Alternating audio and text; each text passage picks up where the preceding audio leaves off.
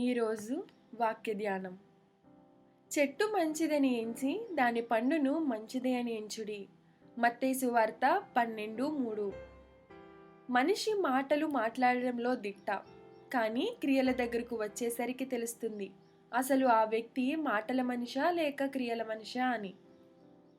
మాటలు చెప్పి మాట నిలబెట్టుకోని వారు తమ విశ్వసనీయతను త్వరగా కోల్పోతారు. వారిని ఎవరూ నమ్మరు. చెట్టు మంచిదే అయితే తగిన కాలమందు తప్పకుండా ఫలాలు కాస్తుంది. కేవలం ఆకులతో అంగరంగ వైభవంగా కనిపించే చెట్టు ఫలాలు కాయకపోతే ఏం ఉపయోగం? మనిషి మాట తీరు, క్రియల తీరు ఒకటిగా ఉండాలి. మనతో ఉన్నది ఉన్నట్టుగా మాట్లాడకుండా, మనతో ఒకలా మన వెనుక మరోలా మాట్లాడే వారితో జాగ్రత్త. చెట్టును బట్టే కాయ, క్రియను బట్టే మనిషి. ప్రార్థన. దేవా, మంచి క్రియలనే ఫలములను ఫలిస్తూ ఫలించే చెట్టులాగా మంచి క్రియలు చేస్తూ జీవించే కృపను దయచేయండి. ఆమేన్.